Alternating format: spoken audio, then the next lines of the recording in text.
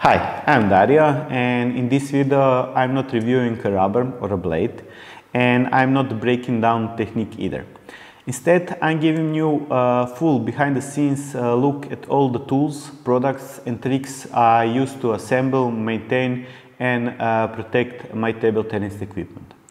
I'll go over glues, boosters, cutting tools, cleaning and even some gear I use during training. If you want your racket to feel better and last longer, stay with me. I got some useful tips you might not know about.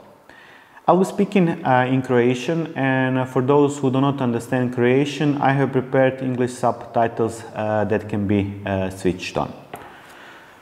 Ovdje ispred mene možete vidjeti većinu moje opreme koja je povezana sa stolnim tenisom koji koristim redovito, te ću vam u ovom videu objasniti kako i zašto. Zapravo u ovom videu bi trebali dobiti sve informacije o tome kako se brinuti za svoju stolno tenisku opremu da vam što bolje posluži. Kroz godine sam pokušao različite metode što se tiče sastavljanja i održavanja reketa i u ovom videu vas želim pokazati što se meni pokazalo kao najbolja opcija, koja je najbolja oprema i koje su najbolje metode. Prvo ću krenuti od sastavljanja reketa i opreme potrebne za to, jer to je ono s čim se dosta igrača muči. Pokazat ću vam koja ljepila koristim i objasniti koje ljepilo koristim za koju priliku, te također pokazati svu ostalu opremu koja je potrebna za sastavljanje reketa i koja je od te opreme meni najbolja. Već se na mom kanalu mogu vidjeti detaljnu usporedbu 4 najbolja ili najčešća ljepila u stolno teniskom svijetu, pa kasnije ako želite možete detaljno pogledati klikom na link gore u kutu ili ispod u detaljima videa. Od ljepila ja koristim ova 3 ispred mene. DHS number 15 koristim kad znam da ću tu gumu koju trenutno lijepim uskoro skidati i kad mi je bitno da je mogu lako skinuti da ne oštetim spužvu. DHS number 15 je dobra za većinu mojih reketa jer često skidam gume, ali DHS number 15 ima nekoliko nedostataka, a prvi je što ne drži čvrsto, odnosno ako malo udarite s rubom reketa po stolu, veća je vjerovatnost da će se guma odvojiti od drveta nego kod drugih ljepila. Drugi nedostatak mu je što je s njim malo teže raditi nego s nekim drugim ljepilima jer je visoke viskoznosti, što znači da je gušći i da je veća vjerovatnost da ako ljepilo nije ravnomjerno naneseno na površinu, da će vam se na gumi pojaviti lagane neravnine. Također brzo se suši i onda ako ste malo sporiji, onda postoji mogućnost da će vam se pojaviti grudice koje će vam opet stvoriti probleme. Po meni je to vrhunsko ljepilo i ja ga redovito koristim za svoje rekete, ali da ima nekih nedostataka na koje treba pripaziti definitivno ima. Od svih navedenih nedostataka kod DHS number 15, Victasovo ljepilo V-Glue BioFix nema ni jedno. Puno je jednostavnije raditi s njim jer je srednje viskoznosti. Brzo se suši, ali tek kad je naneseno po cijeloj površini i nema problema kao kod DHS number 15 da ga se ne stigne nanijeti i da se stvore grudice. Također spomenute neravnine na gumi je teško dobiti, već ćete do njih doći ako stvarno drastično pretjerate s količinom ljepila ili brojem slojeva. Također već sa jednim tankim slojem na gumi i drvu drži čvrsto i manja je vjerovatnost da će popustiti prilikom udarca u stol. Također, ako je težina bitna, s Victas V-Glue BioFix reket ne dobiva značajno na težini, dok se s DHS number 15 dobije minimalno nekoliko dodatnih grama. Jedini problem koji imam s V-Glue BioFix je kad ga želim skinuti iz gume, Ako se radi o mekšoj poroznoj spužvi, velika je vjerovatnost da ćete oštetiti spužvu ako idete direktno skidati V-Glue BioFix sa spužve gume. Zato imam ovo treće ljepilo koje koristim. To može biti bilo koje jeftino kinesko ljepilo visoke viskoznosti i koristim ga samo za skidanje starog ljepila sa spužve.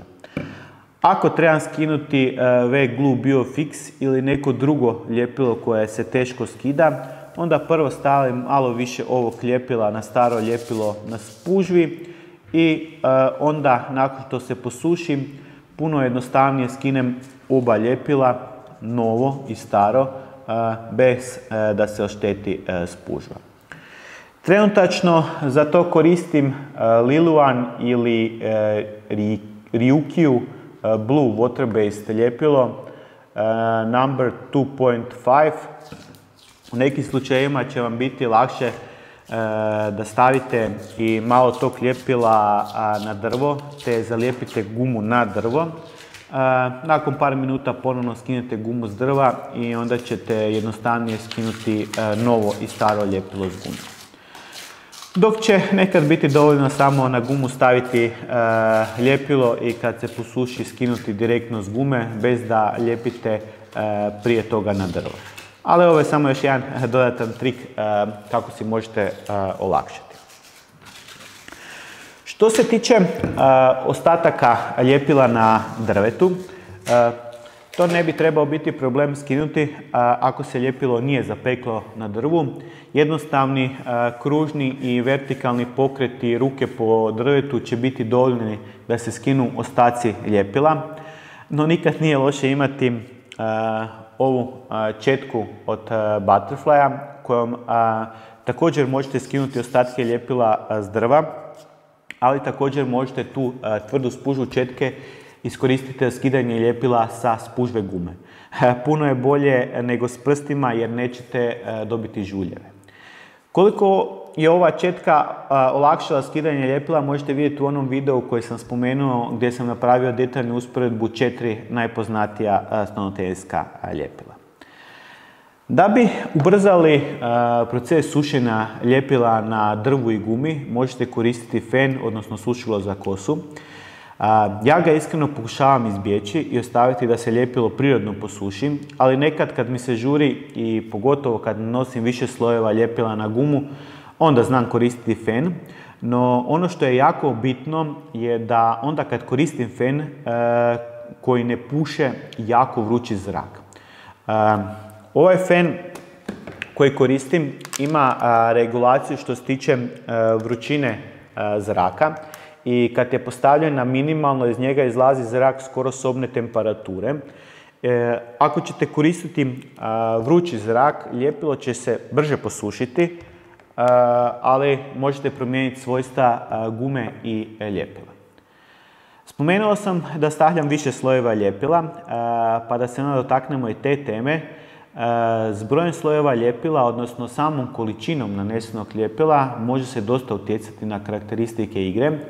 S više slojeva ljepila se dobije mekši osjećaj, povećava se elastičnost i katapult efekt. No tu treba pripaziti jer se time mijenja težina reketa, njegov balans i ukupni osjećaj. Tako da to sve zavisi o osobnim preferencijama i onome što želite dobiti. Ja imam već dovoljno iskustva i puno toga sam isprobao, tako da mogu odrediti koliko slojeva ću staviti na temelju tvrdoće spužve gume i je li drvo s kojim uparujem gumu mekše ili tvrđe, te naravno ovisno o tipu ljepila. Ako niste sigurni, moja preporuka je jedan sloj ljepila na drvo i 2 tanja sloja na spužvu gume. S ljepilom možete manje utjecati na karakteristike gume nego s boosterom. U ovom videu neću ulaziti u polemike kad je booster dozvoljen, niti govoriti o detaljnom procesu tuniranja guma. Imate na mom kanalu nekoliko detaljnih videa o boosterima, recenzije nekoliko različitih boostera, ali i načina na koji boostirati gume. Ovdje ću vam samo reći da se za kineske gume s neporoznom gustom spužvom meni najbolji booster pokazao Haifu Simu National White i sad samo njega koristim. Što se tiče poroznih japanskih i njemačkih spužvi, ne preferiram njihovo bustiranje, iako znam da puno igrača i njih bustiram. Za takve spužve su onda vjerovatno bolji neki drugi boosteri, kao što je recimo Falco Tempo Long. Ne treba zaboraviti i spomenuti da za bustiranje možete koristiti i baby ulje koje možete kupiti u bilo kojem dućanu mješovitom robom. Što se tiče broja slojeva, ovisno o tvrdoći i elastičnosti gume koja se bustira, većinom mi je dosta jedan sloj Haifu Simu National White nanesenog direktno na spužvu. U nekim slučajevima 2 sloja, a ako želim veću dugotrajnost, onda ću prvo staviti jako tanki sloj ljepila na spužvu, pa tek onda 1 ili 2 sloja boostera, pa ponovno 2 sloja ljepila. Znam da nemaju svi durometar, ali oni koji prate moj kanal znaju da ga imam, jer ga koristim kod recenzija svih guma. Tako da onda s tim durometrom mogu provjeriti tvrdoću spužve nakon svakog sloja i dobiti točno ono što želim. Ako ćete ići na službena natjecanja, nemojte zaboraviti da maksimalna debljina cijele gume, što znači top sheet, spužva, ljepilo i booster, ne smiju biti debljine veće od 4 mm. Tako da ako pretjerate s brojem slojeva ljepila i ili boostera, moguće da vam reket nije ispravan. Postoje skupi uređaji za mjerenje debljine gume, ali i s nekim jeftinijim mjeračima visine mrežice možete provjeriti debljinu gume. Tako recimo ovaj Victas mjerač visine mrežice koji ja imam i koji košta svega 2 eura, ima opciju za provjeru debljine gume, kao što i s druge strane ima provjeru za gume bez spužve koje smiju biti maksimalne debljine 2 mm. Iste mjere možete naći na nekim drugim mjeračima, iako možda nisu jasno označene, kao što je slučaj s ovim DHS mjeračem. Ako vam se ovo sve s ljepilima i boosterima činilo previše komplicirano, postoji jednostavno rješenje za vas. Možete kupiti folije za lijepljenje guma. Dovoljno je samo jednu stranu folije zalijepiti na gumu, a drugu stranu na drvo, te vam osim škara ništa više nije potrebno. Ja ih baš ne koristim jer onda gubim mogućnost dodatnog prilagođavanja gume, ali da je puno jednostavnije s njima raditi, to sigurno je, pogotovo kad su u pitanje gume bez spužve. Ono što vam još treba prilikom ljepljivanja gume na drvo je neki roller. Većina stolnoteniskih brendova ima tako nešto za kupiti, ali tu možete iskoristiti bilo koju stvar sličnog oblika koja vam se nađe pri ruci. To može biti neka staklena flaša, valjak, ili čak možete to riješiti sa podlakticom svoje ruke. Samo želim skrenuti pažnju da kad lijepite gumu koja ima poprilično ljepljiv top sheet, da pripazite da ne prenese nešto s tog rolera na gumu.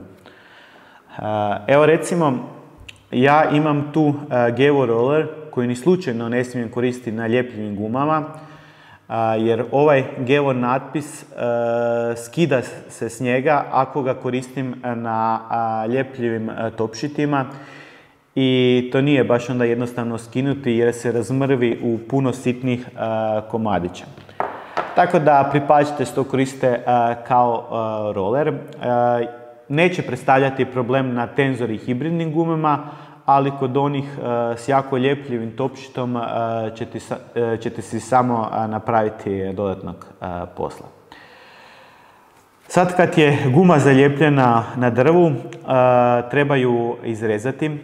Postoji puno načina za izrezati, čak i postoje strojevi koji su namijenjeni za rezanje guma, ali zapravo jedino što je bitno je da ono s čim režete da je oštro.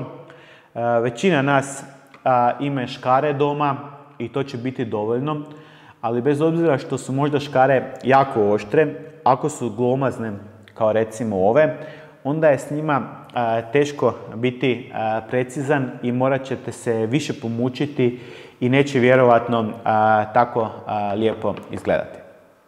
Drugo što možete nabaviti neku podlogu za rezanje kao što je ova, skalpel ili nož za rezanje. Ovo će biti super tako dugo dok je jako oštro i dok primijenite dovoljno pritiska ili više puta prođete po istom mjestu, pogotovo kod tvrdih guma. Ja sam dosta dugo koristio upravo ovaj način za rezanje guma. Tako dugo dok nisam isprobao ove male škare sa zaobljenim rubom i shvatio koliko je zapravo jednostavno s njima rezati gume. Bez dodatnog oštrenja su izrezale već stotine guma, a o njihovoj preciznosti da uopće ne pričam.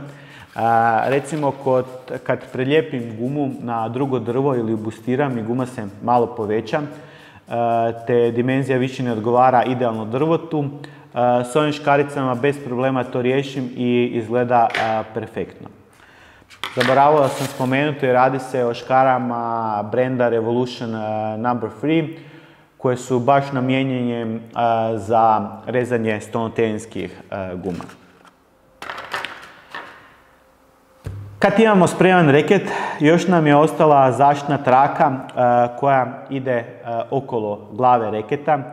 Neki igrači ju uopće ne stavljaju, neki ju osim za zaštitu koriste za još neke druge svrhe, ali uglavnom ona služi da ako udarite reketom po stolu, da vam bar malo zaštiti drvo, ali i da vam se guma ne odlijepi od drva.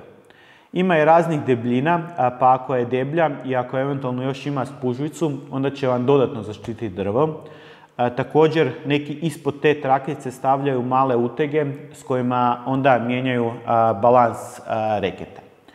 Ja koristim standardnu najtanju verziju i za svoj natjecajski reket ne lijepim trakicu po cijeloj glavi reketa. Koristim ju da minimalno zaštitim drvo, ali najbitnije je da mi se tokom meča ne odlijepi guma ako s njom udarim po stolu. Jer kao što sam spomenuo, često za svoj reket koristim DHS No. 15 koji nije baš čvrsto lijepilo. Kako uvijek igram s crnom gumom na forehandu i ne okrećem reket, jedini dio reketa s kojim mogu udariti po stolu je ovaj donji dio, tako da tu imam trakicu. Ako ću ići na kratku lopticu s forehandom i backhandom, uvijek je izloženi taj donji dio reketa. Dok je puno manja vjerojatnost da ću s ovim gornjim dijelom udariti po stolu. Tako onda na taj dio nisam stavio trakicu, a nisam ju stavio ne iz razloga da uštedim na trakici, nego zbog osjećaja u igri. Kad zamahnem s forehandom ili backhandom, uvijek taj gornji dio, recimo to tako, para zrak ispred sebe i primijetio sam da mi je puno bolji osjećaj kad tu nema trakice koja onda zatvori i taj dio reketa. Samo iz tog razloga onda lijepim trakicu samo na ovaj donji dio glave. Kod ovih trakica još hoću spomenuti da kad kupujete te trakice da pripazite na njihovu širinu. Većina brendova prodaje trakice u dvije širine, a to su najčešće 12 mm za rekete koji imaju obje gume sa spužvom i one od 9 mm za rekete gdje je barem jedna guma bez spužve ili ima jako tanku spužvu. Završili smo sa svim temama oko sastavljanja reketa, a ako želite vidjeti još detaljnije, na mom kanalu su dva videa. Jedan s detaljnim prikazom skidanja i ljepljenja guma i drugi u kojem prikazujem kako si pomoći kod guma koje nemaju spužvu. Kako bi dobili željene performanse i da nam oprema što duže traje, potrebno je propisno održavati.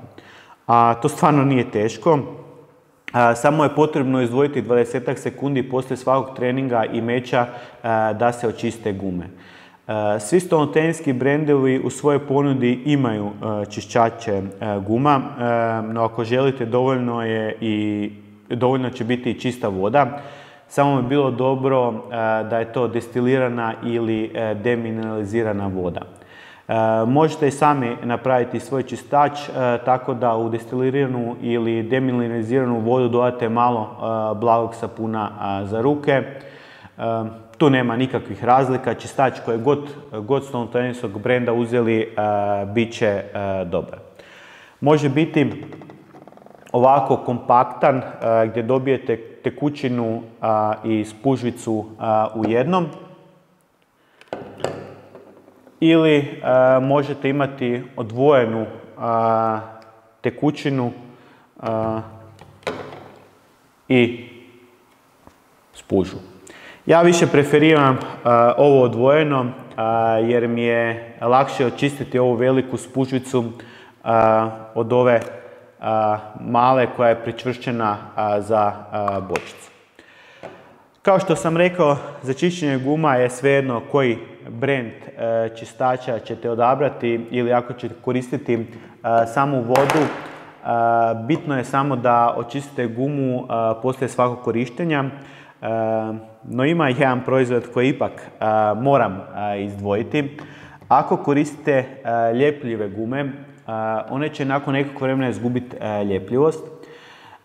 Postoje razni načini kako im vratiti ljepljivost, no meni se kao dugoročno najbolje i najefikasnije pokazalo da barem jednom ili dva puta mjesečno očistim gumu s Revolution Number 3 Bio Rubber Cleaner i Revenutor. Time guma puno duže zadrži ljepljivost i grip. Rekao sam da postoje razni drugi načini, kao što su WD-40, maslinovo ulje i još razne druge metode, ali većina njih dugoročno šteti gumi, a ljepljivost koju daju je trenutačna. Kad očistite gume, svakako preporučam da stavite zaštitne folije na njih kako bi ih zaštitili od prašine, ali i od oksidacije. Time značajno produžite vijek trajanja vaših gume. Ove folije također većina stolnoteninskih brendova u svojem asortimanu i tu ima malih razlika u kvaliteti, tako da možete isprobati koje vam najviše odgovaraju. Dovoljno je samo staviti zaštitnu foliju preko gume i lagano rukom istisnuti sav zrak. Kod kupnje ovih folija obratite jednu pozornost da li je folija ljepljiva ili nije. Ljepljive folije su namijenjene za grip i gume, dok one folije koje nisu ljepljive su namijenjene za taki, odnosno ljepljive gume. Neki brendovi imaju dva u jednom, kao što su ove Victas, odnosno sve Victas folije su jedno i drugo. Nisu ljepljive ako to želite, a ako skinete ovu dodatnu zaštitu, onda postanu ljepljive.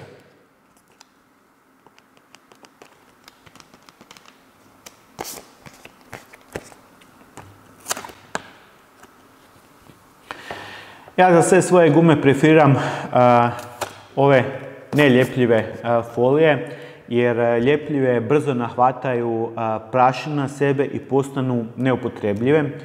Iako na forehandu uvijek koristim samo taki gumu, a na backhandu uvijek imam gripi, nikad do sad mi nije bio problem ni na toj gripi gumi koristiti neljepljivu foliju, odnosno uvijek su mi dobro prijanjale.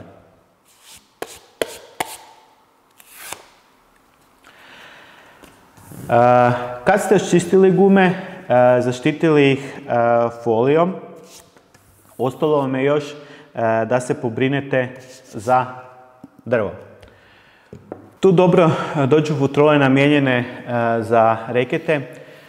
Futrola je namjena da dodatno zaštiti vaš reket ako ćete ga staviti u neku torbu, jer futrola prvo sprečava da se nešto slučajno ne prolije po reketu ili da neki oštri objekt u torbi ne ošteti reket.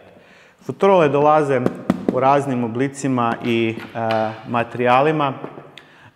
S obzirom da imam puno reketa, onda imam i puno tih futrola. Neke su za jedan reket, neke su za 2 ili više reketa.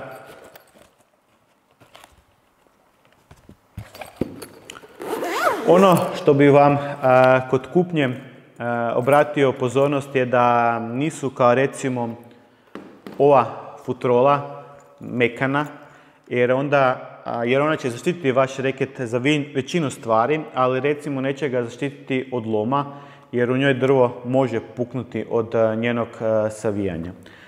Dok se kod ovih tvrđih futrola to ne može desiti. Čak i ove neke koje su mekše, kao recimo ova, znaju imati dodatnu tvrdu plastiku koja spriječi da dođe do loma drva. Futrole koje ja preferiram su one koje ne zauzimaju previše mjesta u torbi, ali da imaju mjesta za 2 reketa i da su tvrđe kao što su ove ovdje. Na mom kanalu također možete naći malo detaljnije objašnjenje o održavanju reketa i njegovoj zaštiti. U torbi je uvijek dobro imati i barem nekoliko loptica. Kako su loptice dosta osjetljive, da bi ih zaštitili također nije loše imati ovakve nekakve futrole za loptice. Često oni roleri koje sam spomenuo kod lijepljenja guma također mogu poslužiti za to, ali recimo meni se ne nosi svuda sa sobom ovako veliki roller da bih imao loptice, već mi je dosta ovakva opcija s 3 loptice. U klubovima bi bilo dobro da povremeno počistite stolove, tako da možete kupiti baš namjenska sredstva za čišćenje stolova kao što je ovaj ovdje, ali također kao što sam rekao i kod čistača guma, ovaj isto možete napraviti sami od obične vode i nekog blagog sapuna. Što još od opreme vam može zatrebati? Ako ste sami na treningu ili čekate partnera da dođe na trening, za zagrijavanje može dobro doći stolnoteniski robot.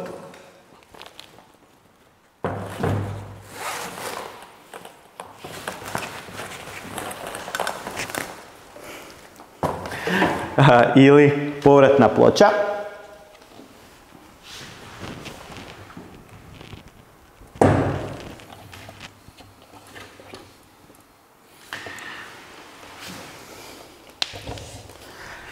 Jedno i drugo preporučujem i za detalje možete pogledati na mom kanalu videe vezane za robot i povratnu ploču gdje sam objasnio detalje. Također, ako ćete koristiti povratnu ploču, trenirati servis ili odraditi multiball trening, dobro će vam doći neka posuda za loptice. Ja za to volim koristiti kutiju za ručnik kao što je ova ovdje. Postoje i posebne kutije koje se mogu montirati sa strane na stol, ali tu se možete snaći s bilo kakvom malo većom kutijom i posudom. Čak i najobičnija kutija u kojoj dolaze loptice može poslužiti. Ako ćete koristiti više loptica, da ne provodite većinu vremena skupljajući loptice, možete montirati mrežu za skupljanje loptica na suprotnu polovicu stola kako bi smanjili broj loptica po dvorani. Takve mreže često dolaze sa robotima i one su onda najčešće montirane na drugoj polovici stola, ali možete kupiti zasebne mreže koje se mogu na kotačićima malo udaljiti od stola na željenu poziciju. Bez obzira na mrežu ili ne, svakako ako ćete trenirati s više loptica, nabavite neku mrežicu za skupljanje loptica spoda kao što je ova, jer ćete puno manje vremena potrošiti na skupljanje loptica. Evo, mislim da sam s ovim videom pokrio sve ono najbitnije od stolnoteniske opreme s kojom ne igramo, ali služi nam da bi nam ono s čim igramo bilo u najoptimalnijem stanju. Htio sam vam pokazati što ja koristim i što mi se pokazalo kao najbolje kroz niz godina isprobavanja razne opreme. Ne kažem da je to najbolje, već se meni pokazalo kao najboljim. Zato pišite u komentarima ako sam nešto zaboravio ili vi imate neka druga iskustva. Prije kraja još samo da objavim da je pobjednik nagradne igre iz pretprošlog videa David iz Male Subotice koji je osvojio onu novu veliku Yasaka torbu. David je pobjednik iz videa recenzije Victa Sve 15 Sticky i Extra, dok nagradna igra iz video recenzije Double Fish Polestar Pro još uvijek traje i možete sudjelovati. I u ovom videu ćemo imati novu nagradnu igru i podijeliti novi ruksak od Yasake. Kao i svaki puta do sad, dovoljno je samo u komentaru ostaviti svoje ime bez prezimena i mjesto kud dolazite. Naravno, dobrodošli su svi komentari, ali oni koji će imati ime i mjesto ulaze u nasumični odabir za ovaj ruksak.